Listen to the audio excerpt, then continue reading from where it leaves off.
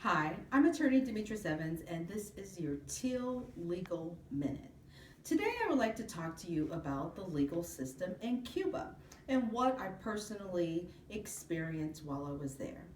Now, Cuba, as you know, is mainly a communist society that is moving towards socialism.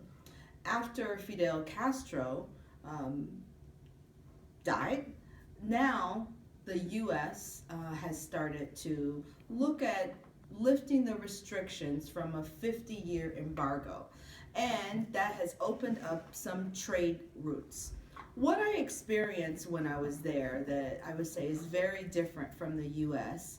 One is the CDRs. I don't find anything in the U.S. system that is remotely close to the CDRs, at least from a political point of view. Now, the CDRs are blocks of people that are organized on every block in Cuba in order to meet so that the law sort of trickles down. Um, from some perspectives, it's negative because it's linked to the government and they think of it as a way of control. But from what I saw, it was a way for communities to get together and share and have a say in the government. So there are leaders of the community. The CDRs, and then it goes up the chain so that everyone knows exactly what's happening in the nation. Additionally, I was able to visit the Supreme Court of Cuba.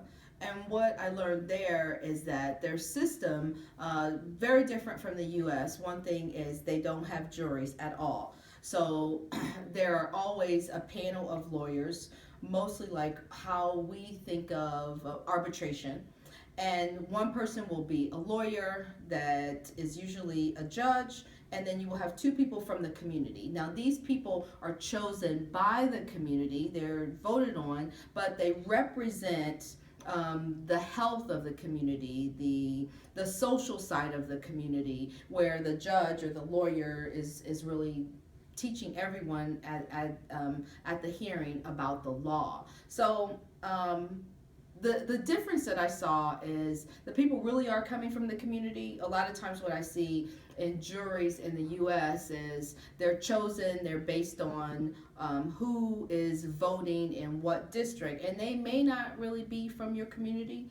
So I've seen, and you hear about this a lot, you might have someone who's Hispanic that is on trial for some reason, or even if they're not on trial or their business is going to court, and it's supposed to be in the U.S. a jury of your peers, but really it may be, you know, an all African American and or an all, I don't know, even Chinese, right? It could be a jury that is not necessarily a jury of your peers. In Cuba, what I found is there really is an intentional um, an intentional way to make the community part of everything that's going on, trying to build a perfect society. And when the Cuban people talk, one of the first things, you know, from the highest, most educated person in Cuba that I met with, the chief judge, to, you know, just, you know, a child on the street, one thing that they will say is, you know, we don't feel like we are a perfect society, but we are really moving that way. Another very important thing that I saw, and I'm not saying that this was nowhere, but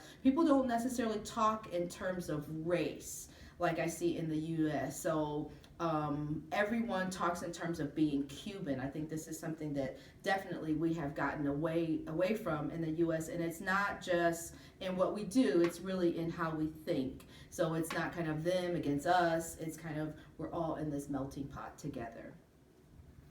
This is one of the series that we'll bring to you about Cuba. I will get more detailed as we go, and I hope that you continue to come along for the ride.